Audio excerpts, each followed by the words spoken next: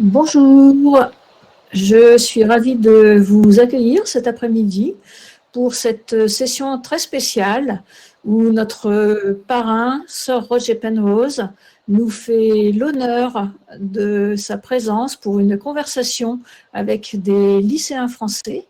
Donc lycéens qui ont participé à un concours de questions, les questions qu'ils voulaient poser à Roger Penrose.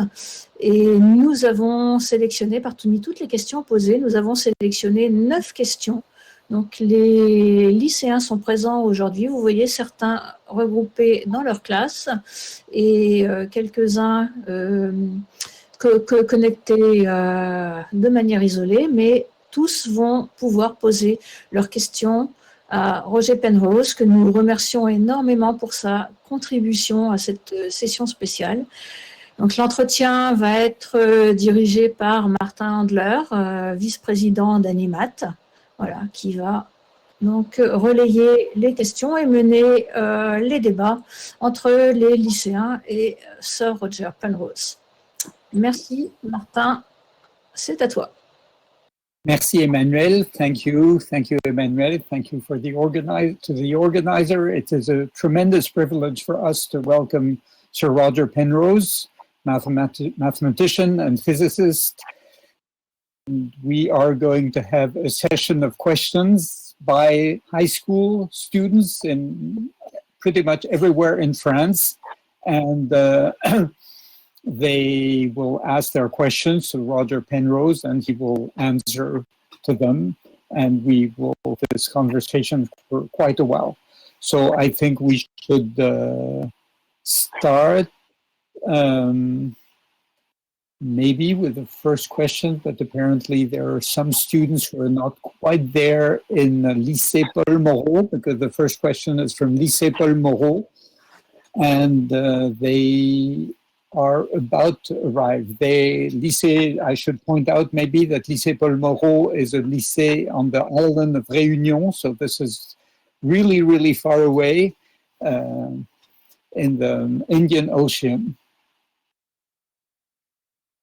But I think we should really get started. So maybe I will put the first question on. Okay, so the first question is this one, and please, the students from Lycée Paul Moreau, when you read the question to Hello, my question is,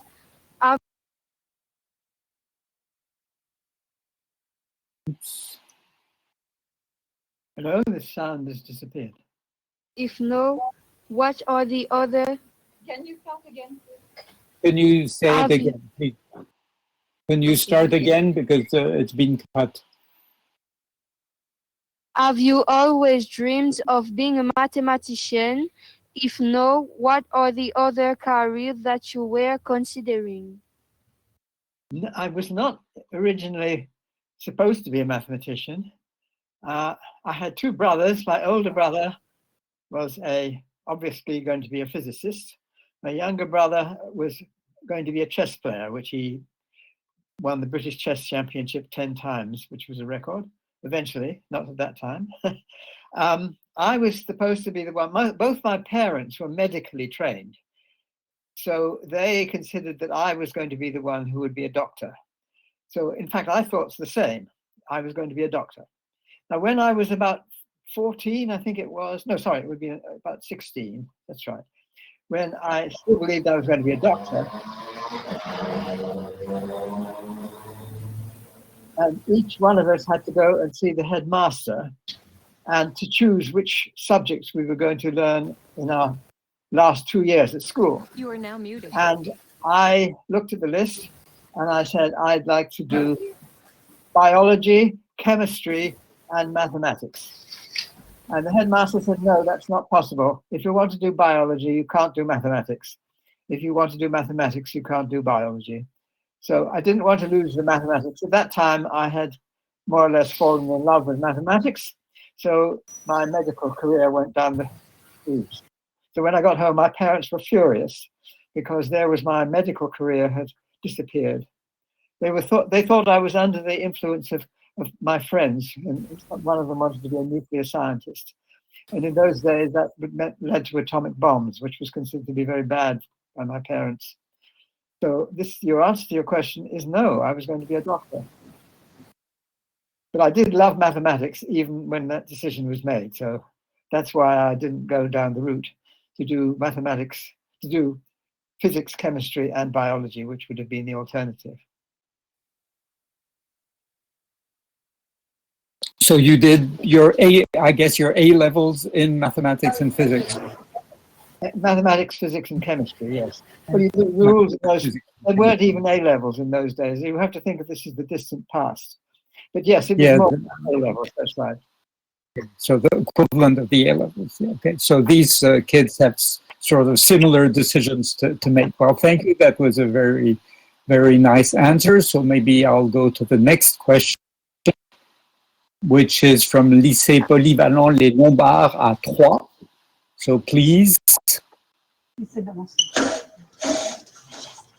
So hello everybody. So Sir Roger Penrose, what inspired you most in your scientific career and why? What was the question? Could you repeat the question slowly? What inspired you? I can read the one. Who inspired you most in your scientific career and why? Yes. Well, you see, in view of my previous answer, you might be surprised to hear that it was really my father who influenced me very early on in life in mathematics. He knew quite a lot of mathematics. He was actually he worked in medical human genetics, and there were a lot of statistics in what he did. But he was interested in geometry and things like that as well. I remember when I was about, I don't remember the age exactly, about 10 or something, and I looked at a pattern on the sink, which consisted of a lot of, there was a level surface, a flat surface, tiled with exactly hexagons all the way around. And so I asked my father, suppose you had a very, very huge, very big plane which went right around the Earth. So the whole Earth was covered by these hexagons. Would that be possible? And he said, no, that's not possible. You can't do it with hexagons, but you could do it with pentagons. So he taught me about the rhombic dodecahedron, and that was a big influence on me. I think, as again I was mentioning my father, I didn't get much encouragement from my mathematics teachers when I was at school. This was when I was in Canada. This was during the war years, and I returned to England when I was 14, and then I guess I became more scientifically interested. I've forgotten, the question was exactly who influenced me. No, that's this question? Just let me read. Yeah, who inspired you? Yes, well, that again would have been my father, because I think it was things in geometry. We made polyhedra and things like that together. And he also, I remember he set us a problem. What would if you looked at a 4-dimensional analog of a cube, what would you see? And both my brother and I tried to solve this problem, and we failed. And then he told us the answer. But you see, this again is my father. Perhaps you want teachers other than my father. When I was at university, certainly I had teachers who inspired me. I think if you will allow me to go to when I was a graduate student.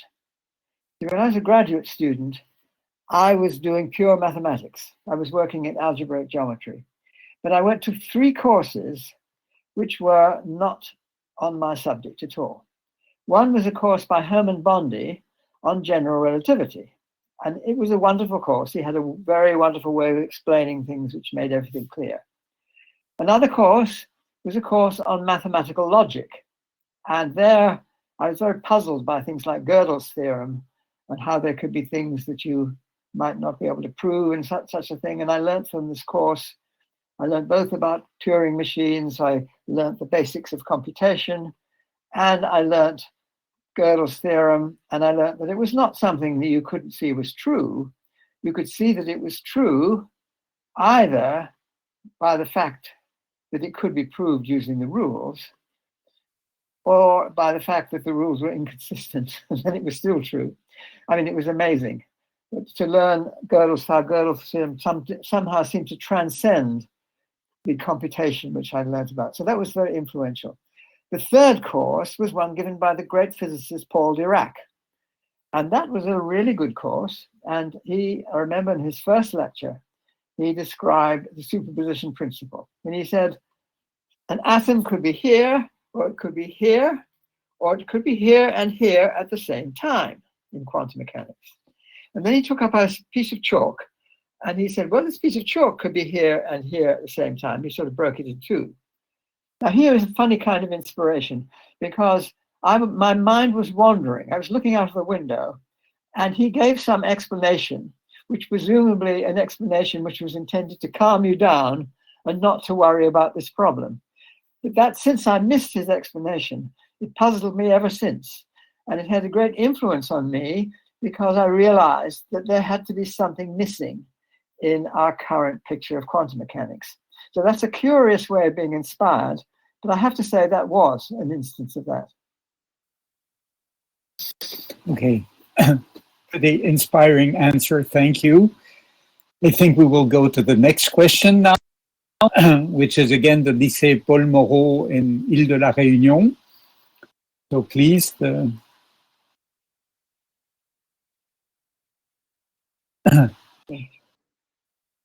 Lycée Paul Moreau, can you speak? Can you tell us about the particular task in mathematics that you really enjoyed doing when you were a middle or high school pupil? One of these things was certainly learning calculus. It was a curious experience. Again, all these things are slightly curious, because I told my father the day before that our teacher had said the next day he was going to teach us calculus.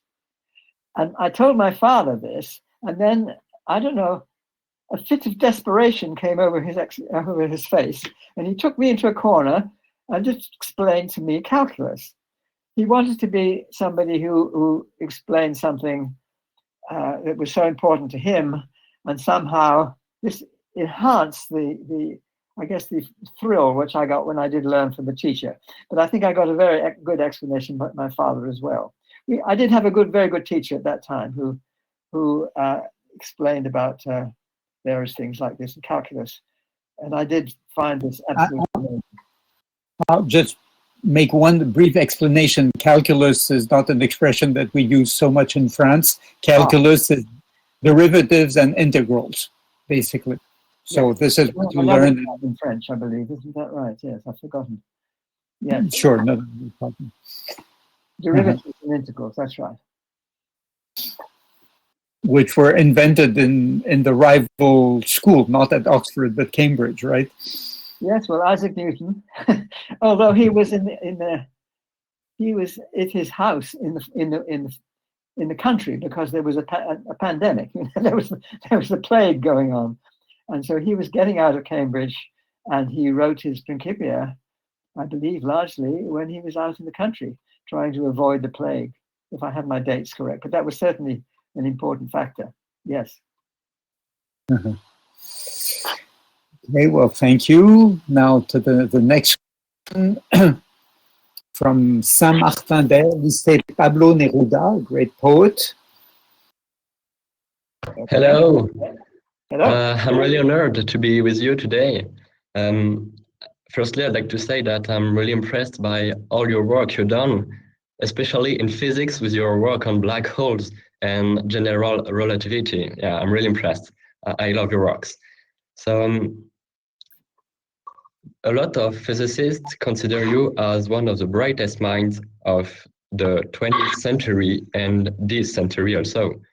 So my question is, how do you do to remain also inventive in all your work in physics, mathematics, and their application in arts or in biology with your father? I think, yeah, and all your life. That's my question. A very difficult question. I'm not sure how to answer it. I think one important factor is that I was always interested in lots of different things. And so I think I would get inspiration from a different subject, perhaps. I mean, this is revealed by the story I just told about my experience as a graduate student in Cambridge. And I spread my interests very much. And sometimes something in one area would give inspiration to something in a different area. I suspect there was a lot of that. I wouldn't always recommend this because in some sense, if you want to do some important work, you have to go pretty deeply into the work. So you have to spread and also concentrate at the same time, which is difficult. But I think I would probably say that was a big factor. I think another factor is I tended to be not very good at immediately understanding what people told me or what I read in articles. What I would tend to do is pick up the main idea and then try and do it myself, rather than following through the details. Rather than seeing whether I could understand each line and this line and that line. Did I understand it line by line? I would try and see what the person was getting at overall, and then see whether I could understand myself how to get to that conclusion by means that were easier for me to understand. I think a lot of this was that I tended to think very visually. I thought in a geometrical way. My father was he was a very good artist. His father was a professional portrait painter. He was he did very wonderful paintings, very religious paintings, not the sort of thing my father would have done, or I, but nevertheless, he was extremely skilled. And I think something of this artistic quality came through to me. And I very often would think about problems in a visual way. And this may be a bit different from the way that others were thinking about it, and would give me an opportunity to have a different angle on the subject, perhaps, than other people had.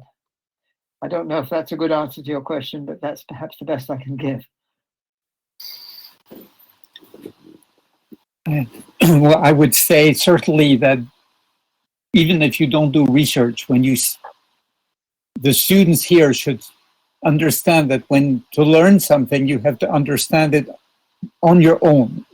And you have to appropriate the issue that the professor or the teacher is discussing, right? That's what you're saying, Roger, right? I very much agree with that. That's right. Rather than just following by line how it worked. You want to understand it. That's very crucial, yes. On your own terms, basically, yeah. Okay, so next question, I think the next question might give, so from Lycée Stéphane Hessel in Toulouse. Hello, my question is, would you say that mathematics is a means for expression for man in search of the aesthetics and the inaccessible? I would certainly say that the aesthetics is very important, but certainly I would not follow, I'd like to follow things which I thought were beautiful. This is absolutely true. And it may not be that I could see that it had any immediate value in anything. It would just be, if it was attractive to me, it has something that I thought was aesthetically valuable, this would be a huge factor. And I think this is true of mathematicians, particularly pure mathematicians. Of course, if you're solving problems which may be involving techniques and great technical expertise, that's a bit different. And it may be that your aesthetic judgment doesn't play a role, but I think it does still. I remember comments made by the great mathematical physicist Subrahmanyan Chandrasekhar, who did very great work in several different areas, but his way of working was very different from mine. He worked with equations and he could see his way through complicated equations. And that was his skill. But it was very much driven in the same way by aesthetics. And he would judge the equations on their intrinsic beauty.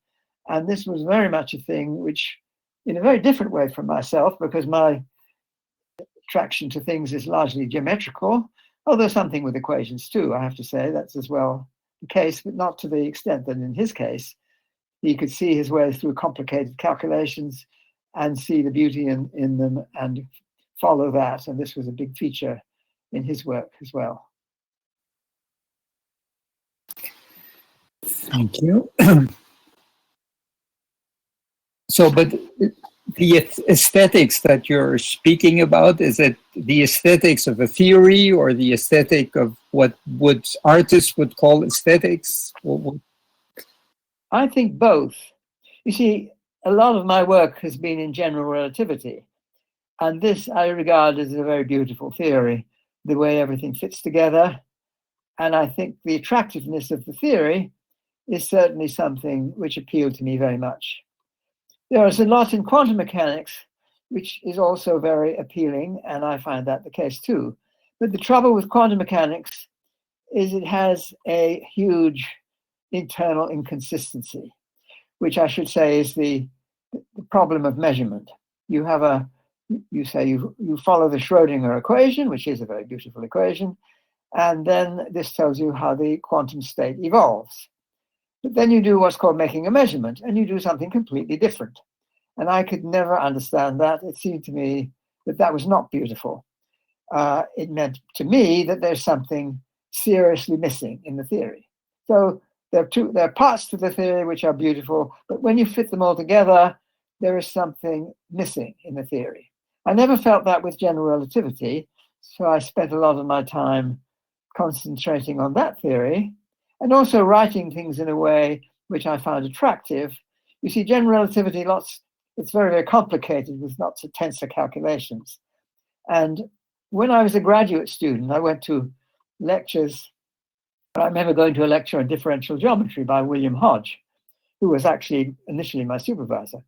But he sort of covered the board with these complicated equations with indices all over the place, and I simply couldn't get the hang of them at all. So I developed a notation which involved drawing lines which collected just geometrically the indices which you had to contract with each other. So you had a picture, instead of having a complicated equation, you had some geometrical shape which represented the different objects, and then you had lines joining them in complicated ways, and things which represented symmetries and anti-symmetries and so on. And you could play around with these geometrically, and I found that much more attractive than simply looking at these tiny little indices which I could barely see. Nowadays, with my poor eyesight, I wouldn't be able to see them at all, so it would be very difficult. So I translated them into a notation which I found is much more attractive. I found it very difficult to explain to other people. That was my trouble there. So you could see that there were aesthetic qualities which are not always the same between different people. I don't know what the moral of that is. Let me leave you with that. But you did have a knack and inspiration from, pure artistry. I would say that's true, but it's a difficult question. You see, it doesn't mean a depreciation of art as such. Although I do appreciate art, I wouldn't say I have a distinctive role in that area at all. But there was something very similar in mathematics. You judge something. I mean, the first paper was not quite the first paper I wrote, but the first paper which really it was actually in algebra when I was a graduate student. And there was something which I found very attractive about the symmetry in the equations. You had equations for a matrix, and you had a generalized inverse. You see, when you have a matrix, the matrix, I don't know whether I can talk about matrices. Is this familiar to people? You have rectangular arrays of numbers. And sometimes these rectangular arrays have a reciprocal. You can turn them upside down. You can make it into the inverse. And sometimes you can't. But at this quantity which I discovered, which was driven by these very attractive system of equations, you always got a unique solution, no matter what the numbers you put into this array. And I was quite proud of that. I found later that this basic thing had been discovered before by somebody else, not done the same way. And I did find out something in it which had not been done by E.H. Moore, who did it before. But it was, you have to have experiences like this in life. They're very common, but somebody else has done it first. Okay, thank you. Maybe I will now go to the following. So from Lycée Albert Schweitzer in Laurency. Nice to meet you, Sir Roger. Hello. What was the driving force behind your work that prompted you to develop these innovative theories? Oh, gosh. That's a difficult question. I think it's often when I see something a little bit inconsistent, it worries me. The work that eventually got a Nobel Prize for me after I forget how many years, 40-something years, this was work that actually, you see, this was on black holes. They weren't called black holes in those days, but there were these objects called quasars that people had observed. And these seemed to be objects which were extremely puzzling. They emitted a huge amount of energy. When I'm talking about distant, very distant objects, they looked like stars, but they were not stars. They're called stellar, quasi-stellar objects. That was, quasar was a short for a quasi-stellar object. So they looked like stars, but they varied very much. They could change their brightness in periods of several days. And their emission of light was something like 10 or 100 times the emission of all the stars in a substantially sized galaxy.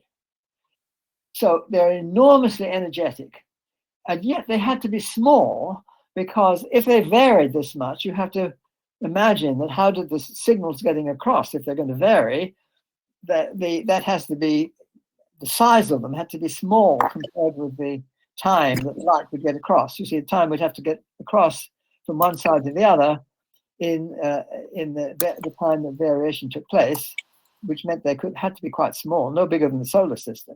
So people imagined that here you had large collections of materials which somehow collapsed together and produced some incredible mess of some sort.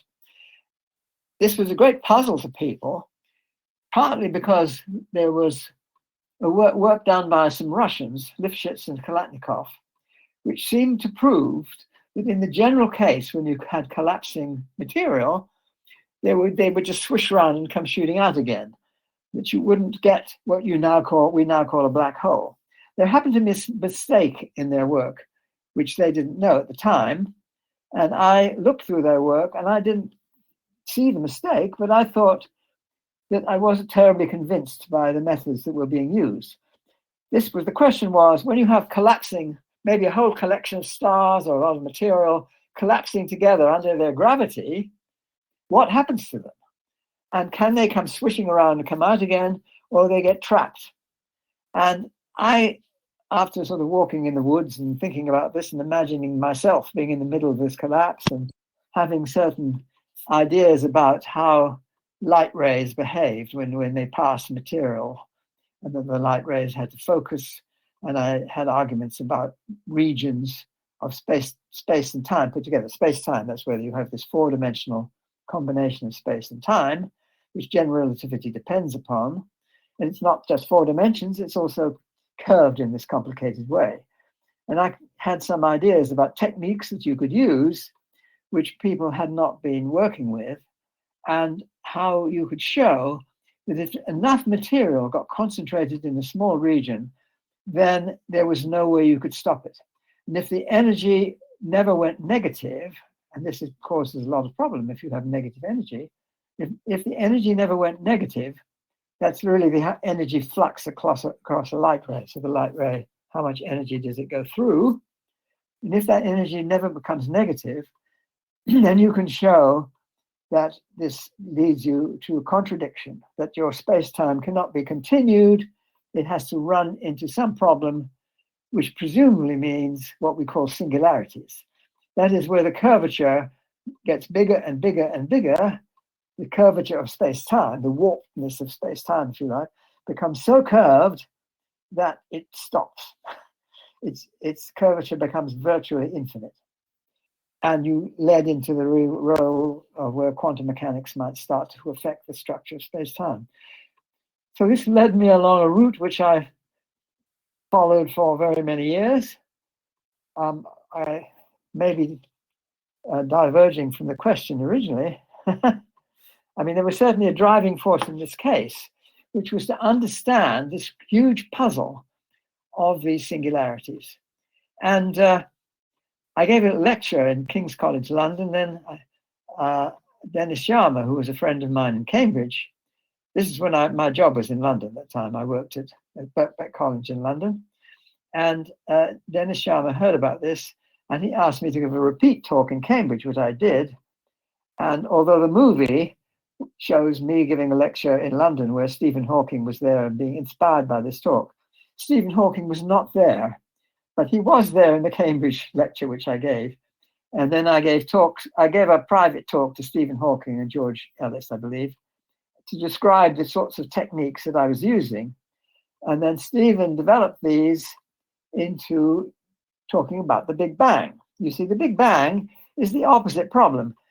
The things I was talking about, the singularities and collapse, when matter is collapsing inwards, then you run into these infinite curvatures, and this is a real problem. But the Big Bang is the opposite. You have this initial state where the densities start infinite, seemingly, and they spread out, and it's a problem that you can treat in a similar way. So he developed the techniques to work on that problem, and then we got together and wrote a paper together to develop these techniques in one big theorem. But I then got very puzzled by this, because although the theorem worked both ways in time, the answer to the singularities was completely different. You see, the singularities in the future in black holes lead you see, I have to talk about a thing called entropy. Entropy is a measure of randomness. And the singularities in the future, the black holes acquire an absolutely enormous entropy. So according to the second law of thermodynamics, this measure of randomness, this entropy, increases with time. So when you get to the black holes, the entropy becomes absolutely huge, and the singularities in the future are singularities of absolutely enormous entropy. Whereas the black hole, whereas the Big Bang has to be the opposite, because there the entropy has to be very, very small. And so it's an extremely different situation. And I puzzled and puzzled and puzzled about this for a long, long time, until coming up with a model of cosmology, which I'm having a lot of trouble convincing my colleagues in the astronomical, astrophysical community that this is that the Big Bang, when you have something where you don't have any mass, because it's mainly, in the Big Bang, mainly photons, or mainly particles which are running around so fast that the mass becomes irrelevant. All the energy in the particles is in their motion and not in their mass. And so when you have that situation with things which don't have any mass in effect, then they don't realize how big they are. I can't really go into this story without technical details. So let me stop here just to say that it led me to develop a cosmological theory which seems to have various implications, which have been confirmed in observation. And it was for thinking about this problem, about singularities, way back 45 years ago, whatever it was, and really never letting the problem go, because it was such a puzzle why the singularities in the black holes should be so different from the ones in the Big Bang. And finally, I came round to what I consider to be the answer to that problem. But that would be taking us too far afield, and I'll leave you with that. Thank you.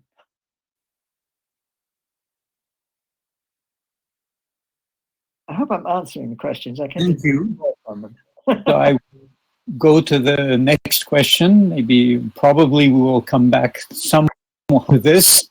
Okay. So the next question is from Lycée Victor Hugo. Yes.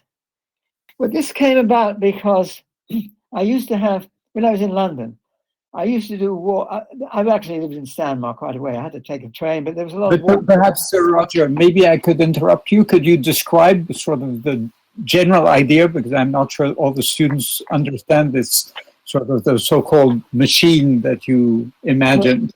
Yes, I was going to come to this. You see, the idea of a black hole is things fall into the black hole and it's lost. And so if you have energy, the black hole gulps it down, and there's nothing you get out of it. And I was trying to explain that I used to have these meetings in my office in London. This was when I worked in London at Birkbeck College.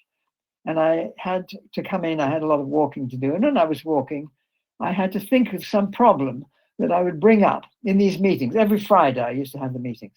And so I'd bring up a problem with them. And I thought about this question of rotating black holes and how you could get energy out of a rotating black hole. Now, it's a subtle question. Let me try and explain it. You see, the thing is to do with what you mean by energy. And you see, when you have a particle, it has an energy, it has a momentum, and it has a mass, which comes from the square root of the energy squared minus the momentum squared. But the energy and the energy is intrinsic to it, and the momentum is to do with its motion. Now, if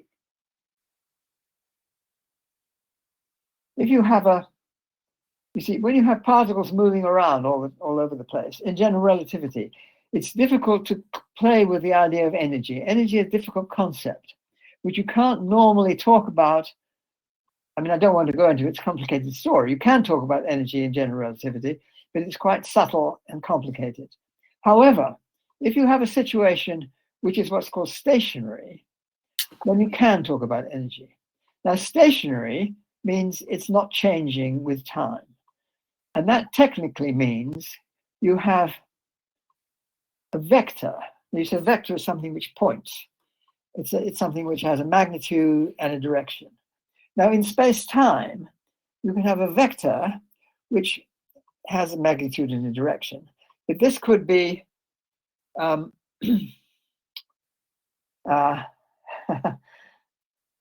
do we say this? If you're stationary with regard to it, then there's no momentum, but it still has an energy. But if you're moving with respect to it, it's moving with respect to you, then it has momentum. Now the thing is, when you have an object like a rotating black hole, it is stationary, but it's stationary in a rather curious way. You have to have what's called a killing vector. Now this vector is something which says if you push the whole space-time along that direction, you see it points in a time-like direction, that means it, oh dear, I'd have to go into a lot of details here, but it means you can point it along in a time direction and it doesn't change. But the thing is with a rotating black hole, if you get fairly close in it, not quite where the horizon is, but there's a slightly larger region, which John Wheeler called the ergo region. It's what between what I call the stationary limit and the horizon. The horizon is the region where if you fall through it, you can't escape. That's where you're done for. So the horizon is if you're in the horizon, you're gone. But if you're in the stationary limit, that's just outside the horizon, you could get out again. But when you're in that funny region, the notions of energy get very confused because they get confused with the rotation. And I worked out that if you had a particle that went into this ergo region, as Wheeler called it, and then it split into two, one part would fall into the black hole, and the other part would be given a kick, which would give it enough energy to come out of the ergo region. And this would be more energy than the particle that went in. So you could extract the rotational energy of a black hole. So it would slightly reduce the rotation of the black hole. But since that's absolutely enormous, and you just had a few particles, you wouldn't make any effect on it at all. So in principle, and I remember drawing a picture in this article of mine of an advanced civilization where they were lowering buckets into the ergo region and pulling them back again. You lower a bucket full of rubbish, you tip the rubbish into the black hole and pull the bucket back up again, and you gain energy when you lower it down, and when it's empty, you don't have to supply so much energy to get out again. And so this was a way of extracting rotational energy of a black hole. It's perfectly correct, but not very plausible. You see, you'd have to get your your civilization, who's very advanced, getting there spaceships going around the black hole and then lowering things in. They could extract a lot of energy that way in principle. But what's quite likely is much more plausible. You see, going back to the earlier question, which had to do with the quasars emit all this energy. Now, how does that happen if you just have this collapse? And if it's just a spherical collapse, and that was the model that people had originally, there was a model due to Oppenheimer and Snyder. Oppenheimer is the man who ran the atomic bomb project during the war. But this was a paper he wrote on general relativity with a student of his, Snyder, and they wrote this paper in 1939. It was published in 1939.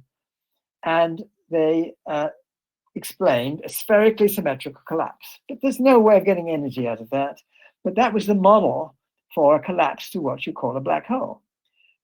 But if you have an irregularity, then you might imagine stuff coming out. And that was the motivation behind my Nobel Prize paper, was to show that you still got black holes, basically. Although it didn't quite show that. It showed you still get singularities generally, which presumably meant a black hole. You still get black holes, even with these highly irregular situations. So it doesn't have to be like the Oppenheimer-Snyder model, where everything just falls into the middle. You get a singularity, it doesn't do anybody any good at all. But if it's swishing around, rotating, then you can make use of that rotation. And how do the quasars do it? Well, there is some work, particularly by people, Roger, oh gosh, I forget his name now, Nyack and Roger Blanford.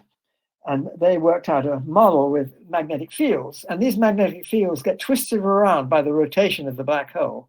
And the magnetic fields get twisted, and along the axis, you get energy spurted out along the axis. And since it's along the axis, it doesn't lose the angular momentum. So this is a key thing about it, I think.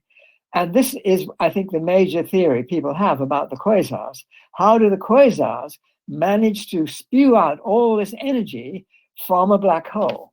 Well, presumably, it's basically the effect that I described. I should say that the Russian Boris Zeldovich also have a somewhat different point of view. I had it thinking about particles and the material objects and how you could get energy out of them. It was a general situation, so you could use it for fields as well. But Zeldovich was particularly talking about fields, and that was his argument. But the point was that this was a way of getting energy out of a black hole. It may not be realistic for an advanced civilization to get an energy out of a black hole, or possibly if it's extremely advanced, maybe. But it's more likely the way that quasars get energy out of black holes. And that would be due to the rotational energy of the black hole, which you can extract. Once its rotation gets smaller and smaller and it doesn't rotate very fast anymore, well, then it's a dead loss. It just swallows energy and you don't get anything much out of it. But if it's rotating, then you can probably, in the Blanford's picture, the magnetic fields get twisted and material gets shot up along the axis in opposite directions. And this seems to be the picture of the way energy is expelled from a rotating black hole. I don't know how well accepted that model is, but I think that's probably the best model we have. I hope this answers the question. Thank you. Thank you. We'll go to the next. Yes? So, La Seine-sur-Mer, Lycée Bossier, could you read your question? Does matter deform time? There's a nice one, I can answer that one. Yes, it does.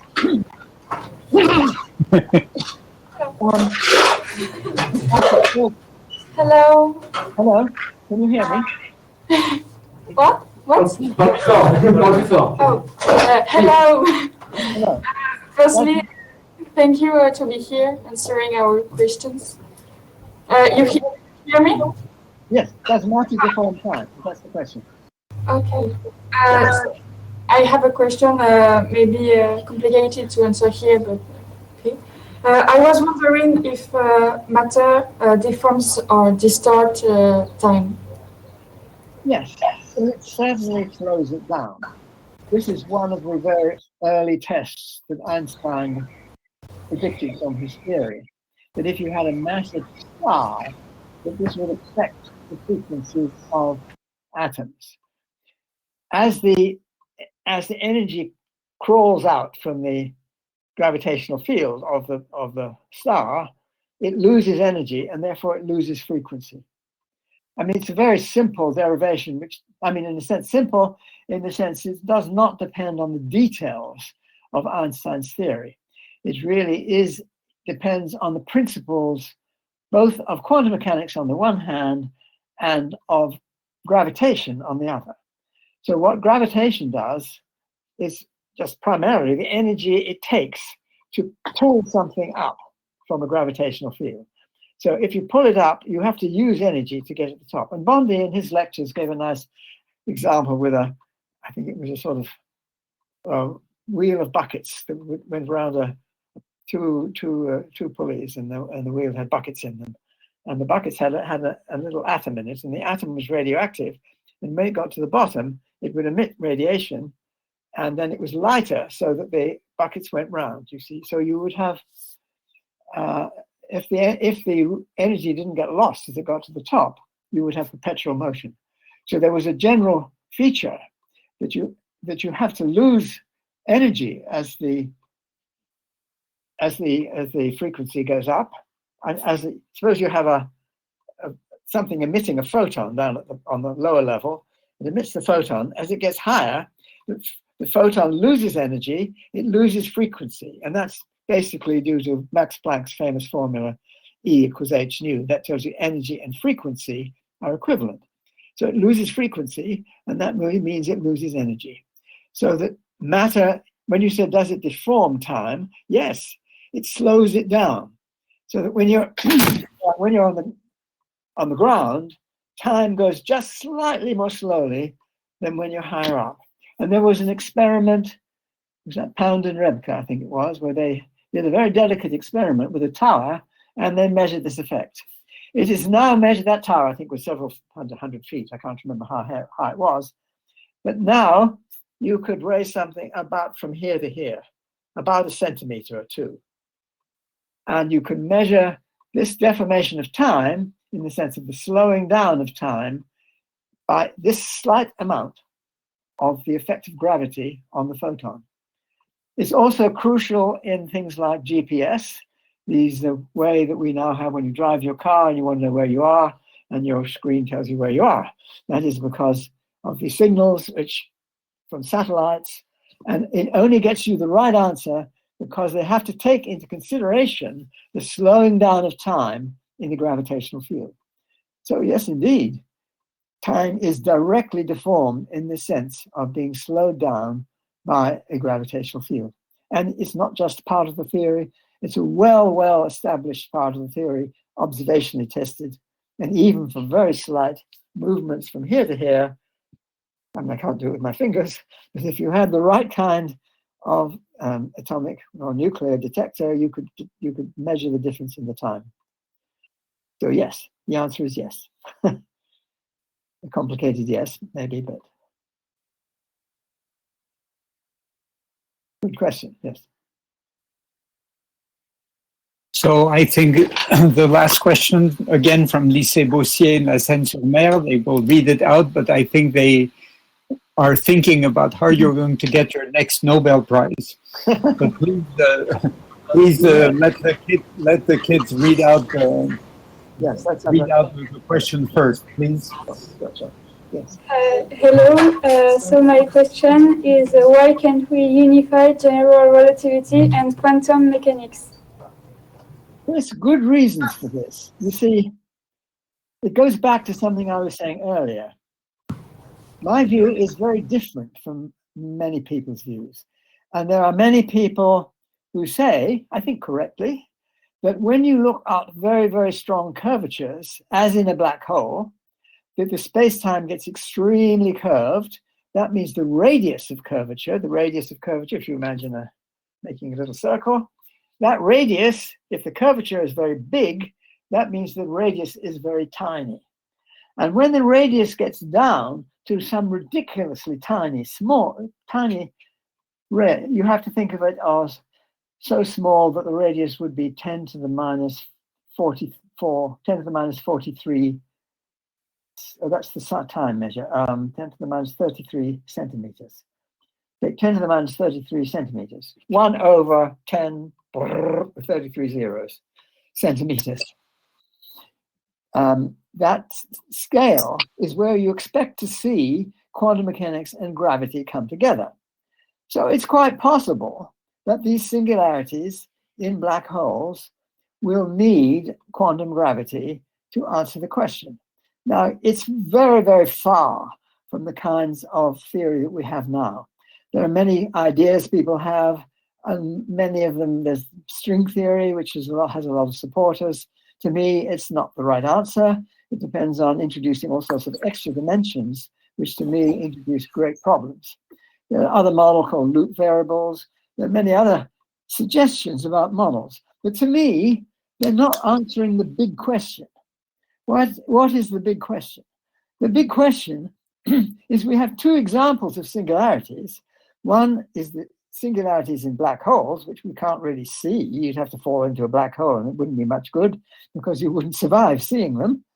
And the other one, which you can sort of see, that is to say, signals can get from it to us, namely the Big Bang. So you can go way, way back. The furthest you can get back and actually see electromagnetic signals is 380,000 years after the Big Bang. So you don't really get very close to the Big Bang to see it, but you still see effects of the Big Bang. And the effects of the Big Bang are very, very different from those in black holes, mainly because of this question of entropy, which I mentioned before. And the question is, since entropy goes up and up and up with time, when you go back in time, it must go down and down and down and down. Now, what's the earliest thing we can see? Well, I say 380,000 years after the Big Bang. You can look at that radiation and you see, there's a special curve, you see the radiation, how does the intensity of the radiation depend on the frequency? And you see this wonderful Planck curve, which tells you, what does it tell you? It tells you the radiation is in a state of maximum entropy. Now, I used to find this very puzzling. You go back and back and back in time, the entropy should be coming down and down and down and down until you get to a maximum. What? Maximum? Should be a minimum. Nobody seemed to worry about that. I very got puzzled why they didn't worry. Well, the answer, in my view, is that the entropy, the lack of entropy, is in the gravitational field, only in the gravitational field. And this entropy goes up and up in black holes, and it causes an extremely huge value for this entropy in black holes. Whereas in the early universe, it was more or less zero. That these degrees of freedom, which to give you the gravitational degrees of freedom, are simply not there. And that needed an explanation. So what about your quantum gravity theory? How does that explain that? I used to think, well, it's going to be a pretty strange theory. It's going to be completely asymmetrical in time, completely not symmetrical in time, because if it's supposed to deal with the singularities, why does it give such an utterly different answer for the Big Bang from what it gives in the singularities in black holes? So I worried about this for about 20 years. I can't remember when I started worrying about it, probably more than 20 years. I think it was before the turn of the century. And I used to think it was some crazy kind of quantum gravity, which was not an ordinary quantum mechanics. And I did also worry about another topic, which is the other side of the coin. People almost always say, why do we have to bring quantum mechanics and general relativity together? Because of the singularities in general relativity. However, quantum mechanics has its own problem. It's a completely different problem, which people almost always shovel under the carpet. That's an expression in English, which I hope means something in French. To shovel a problem under the carpet means you just pretend it's not there. The problem is what's called the measurement problem. I did slightly comment on this earlier. We have the Schrödinger equation. The Schrödinger equation tells you how the quantum state evolves with time. But it does not tell you what the universe does. Schrödinger was terribly worried about this. I remember he saying that if all this jumping of the quantum state was there for good, he wished it had nothing to do with quantum mechanics. But he really understood the problem. The problem is often phrased as Schrodinger's cat. I don't want to go into that particular example, but he was really pointing out the problem with his own equation. That his own equation tells you how the quantum state evolves. But at a certain point, you do what's called making a measurement. And when you make a measurement, in inverted commas, in making a measurement, you don't follow the Schrodinger equation. You do something quite different. You do another procedure, which gets probabilities out of the Schrodinger equation. You do this and that, and you turn these numbers into probabilities. They're not probabilities before, they're complex numbers, which tell you how the system works. Complex numbers, that means a number which involves the square root of -1. Good. Anyway, yes. Now, quantum theory depends on these, but they're not probabilities. They're what are called quantum amplitudes. Now, why do these turn into probabilities? Nobody knows. Now, I think it's gravity. So when you try to bring quantum mechanics and gravity together, this is where you should be looking. And I produced two arguments. The main one, I think, the better argument I had, was to show that the two basic principles of these two theories come into conflict. What are the basic principles? The first one is the principle of equivalence. This is the principle, wonderful Galileo principle. Imagine the big rock and the little rock being dropped from the leaning tower of Pisa. Whether Galileo did that or anybody did it isn't the point. He could have done it. And the drop would be, if there were no air, as Galileo is clear to point out, if there were no air, friction due to air, they would drop together. You cancel gravity out. So the basic principle of general relativity is the Galilean principle. The principle is equivalence. That if you fall freely, locally, in a gravitational field, it cancels out. There is no gravitational field. There is a bit if the free fall is a little different in different places. But if it's uniform, then you can cancel the gravitational field out. That's a principle of equivalence, one principle. What's the other principle? The other principle was the principle I told in Dirac's lecture with this piece of chalk and a superposition of being here and here. It's the superposition principle, that if one thing can happen in quantum mechanics, if another thing can happen in quantum mechanics, then you can have this happening and this happening at the same time with these multiplied by these funny complex numbers, which are called quantum amplitudes. They're not probabilities. They become probabilities when you make a measurement. What on earth is making a measurement? Anything is following the Schrodinger equation, isn't it? So why is making a measurement allowed? It's a huge paradox. So my view is you have a little thought experiment where you test to see whether the principle of equivalence is consistent with the principle of quantum superposition. And you see there is a tension between the two. They are not consistent. And that you see this is a little problem in the phase factor, in the wave function. I won't go into what that means. But this little problem, when you sort of integrate it all over space, you see it comes into an uncertainty. And you see that just because you have two things in a superposition which have a mass, so it's a lump over here together with that same lump over here, it's not here or here, it's here and here at the same time. In quantum mechanics, you can have that, but there's always an energy uncertainty attached to that. Now, if there's an energy uncertainty, that gives rise to a time uncertainty. There's the famous formula of Heisenberg, which relates energy uncertainties to time uncertainties. So it's consistent with that superposition having a lifetime, that after a certain length of time, it would become one or the other, not a superposition of one and the other at the same time. For a grain of sand, that would be, I don't know, about a year, probably a long, long time. For an atom, it would be a ridiculously small fraction of time. Or if you have well, it would have to be a tiny, tiny little speck, which would be too small to see with the naked eye, but not impossible to do in an experiment. And you may be able to try to put this in a superposition, and maybe you could see whether that went to one or the other. And my view is that far from quantizing gravity, maybe you need that too, but you need to gravitize quantum mechanics. You need to make a change in the theory of quantum mechanics. When your question is, why can't people do it? It's because they're not doing the right thing. When I say they're not all of it. Some are. there was a sizable group of people who tried to solve the problem of how the quantum mechanics should be slightly modified so that when you have a massive object in here and in here at the same time, it would have a lifetime and become one or the other. And perhaps it's due to the principles of general relativity. I believe that it is. There was a physicist called Dioschi, had a model very similar to mine in the sense that he estimated the time scale in the same way I did. It differs in the details. So there are lots of different ideas you can pursue here.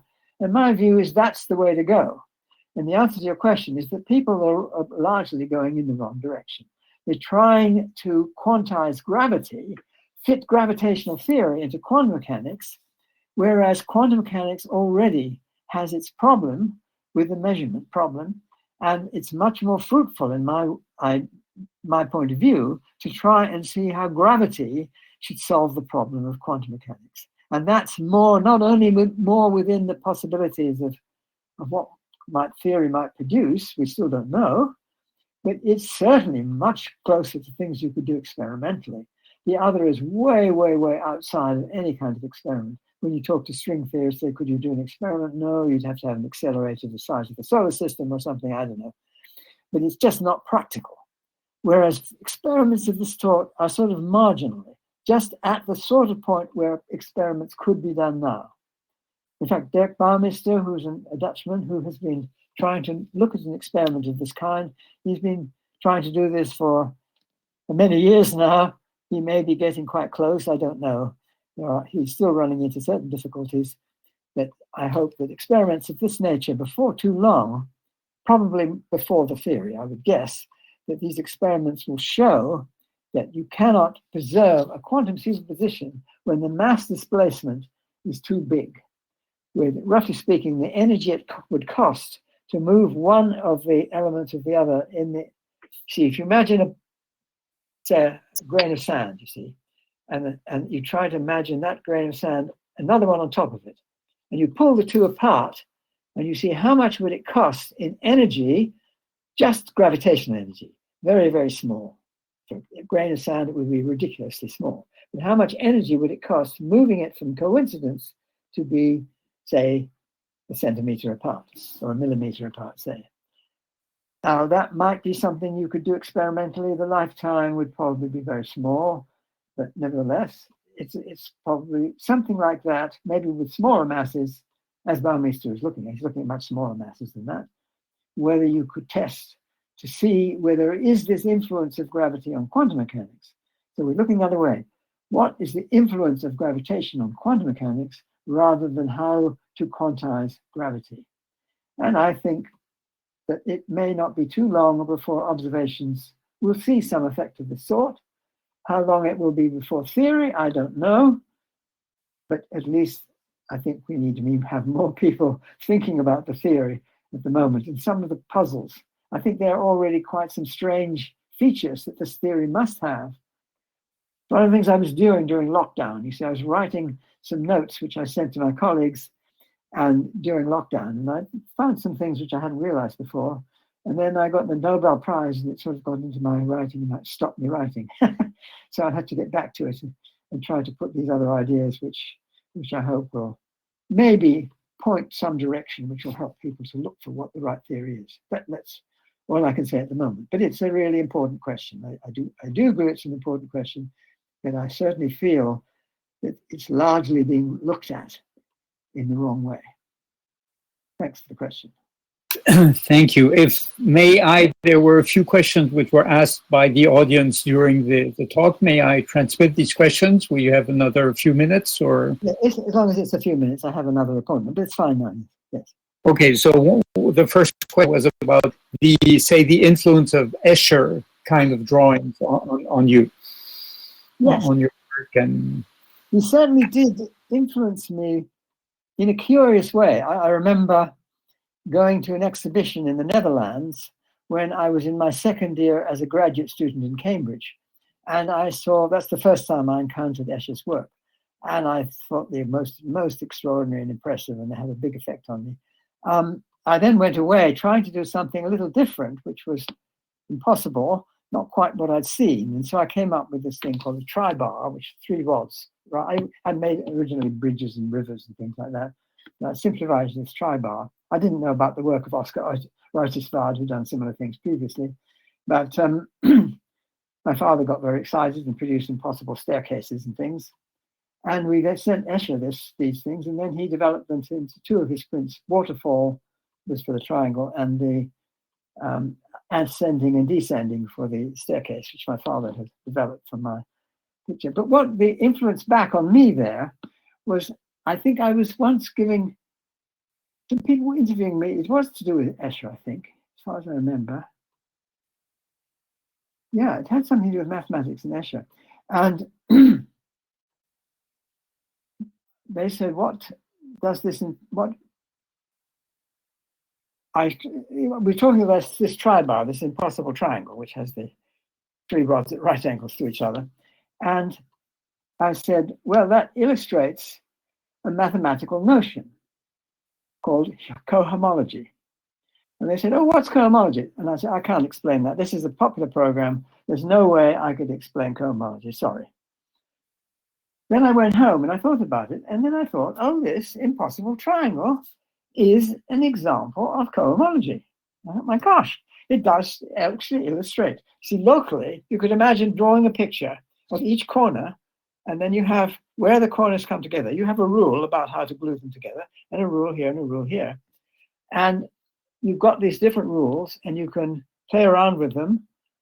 And you want to know whether the thing would make a realistic object or not. Would it make an object that you could actually produce? Even if locally it could make it. And because of the freedom and how far away it is from your eye, if you picture, you don't know if it's bigger and further away or slightly smaller and closer. You can't tell just from the picture. So you make use of this freedom as you go around and run into an inconsistency. And that's an example of first cohomology. And so I then told them the next day, and of course they didn't use it in the film, but I did use it in my little discussion classes in Oxford, where I had these Friday meetings again, and I gave this example to the students, and I said, well, the why is this first cohomology, and so on. And then I said, to set them as a problem, find me an example of second cohomology. Nobody ever found me an example. I didn't find a good example. There's a good question for somebody. But anyway, I can't remember what your question was now. Yeah, it was about Escher and the influence of Escher. Maybe I have just two. Well, the other thing was in his periodic designs, you see. And the lots of creatures and things and very complicated periodic patterns, illustrating the 17 different symmetry groups that you have. And I remember at one time when I came up with this non-periodic one, you see, and I kicked myself for not having thought of this about 2 years earlier, because both my father and Escher died very similar time, and I was 2 years too late, because I'm sure they would have enjoyed these non-repeating, almost repeating patterns, which I came across then. So what was your next? That was a non-influence on Escher, because although Escher influenced me very much on periodic patterns, so I knew quite a lot about that, I wasn't able to have an influence on him back again on the non-periodic patterns. Sorry, was there another question, was there? Another question, yes, maybe. So I don't know what to make of it, but I'm not the expert. Can we summarize time in an equation? And can we summarize quiet time in an equation? Yeah, well, it's just it's the frequency. It's h nu. I mean, you have in general relativity, it's simply the proper interval. You have the length. Yeah, it's an equation. You just have the suppose we have a clock in relativity. That clock has imagine it's a point moving in space-time. So it has a world line. That world line is a curve in space-time. And that curve has a length.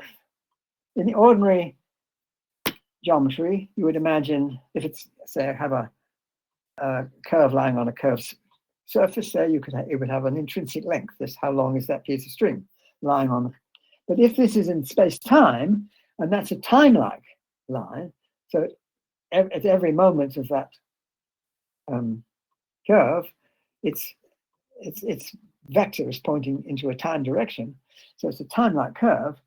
Then the time along that curve, as measured by a clock, moving along a perfect clock measured along that world line, would simply measure the length according to the Riemannian geometry. And it's the length using the, you see, often physicists like to think of, you write down your, you see there's the Pythagorean formula, which tells you that the hypotenuse squared is the length of the squares of the other two sides. And here you have a something Minkowskian length, where the hypotenuse, it's the difference between the squares of the two sides. And so you have that same formula, you have in a differential form, so you put a little d before each, instead of just t, it's dt and dx. And you have the same formula, and that gives you the interval of time. And it's that integral of time, which is the time, sure. So there's a good formula for the time, and it's just the integral of the geodesic time, yes. In relativity. And in quantum mechanics, it's just Planck's E equals h nu. So it's the number, it's the frequency. The number of ticks in the frequency. Yeah. Well, maybe I will use my privilege as the moderator to ask my own question as the last question. In a way, one way to put it is a kind of paradox. You're a mathematician and you got the Nobel Prize in Physics. Witten is a physicist and he got the Fields Medal. Or maybe another way of putting it is something that Singer told me many years ago, that I think he learned it from you, that when he started being interested in physics, he said, well, you told him that in the beginning he would not understand what the physicists say, and at the end the physicist would stop understanding what he is doing. So there's a lot of truth in that, I think. But you see, I never quite fit into that category. That's right. You see, I never really quite fitted into the character of being a very kind of pure mathematician who likes to be very formal and every I dotted and and was never very good at that. I was good at getting the impression of what it did, understanding the arguments maybe, but not sort of formulating it in a tight, rigorous form. Which if I had a colleague who was good at doing that, I'd leave them to do that. But yeah, no, I've certainly collaborated with colleagues who are much better. And the most mathematically sophisticated papers I've written are probably with colleagues who did all the mathematical sophistication. So I think, I don't know, I think I have a separate interest in physics and in mathematics, and just they come together when I'm lucky. But I suppose the main thing that I spent an awful lot of time, and certainly when I was at my university professor and so on, working on twistor theory, which is a very mathematical theory, but which is trying to develop ideas in physics. And most of the applications have been in mathematics, curiously enough, even though it's got the right signature for physics. You've got the Minkowskian rather than the Euclidean signature. You've got a minus sign in the Pythagoras formula. Yeah, it does that right. But it had a real problem with getting general relativity completely formulated in the theory. And the way of doing it only came about very late, I think. And it became very algebraic rather than geometrical. So it's much harder for me to put my mind to it in the sort of geometrical way I like to think. But I hope we can get developments in that area before too long. I'm not sure I answered your question, but I waffled around it.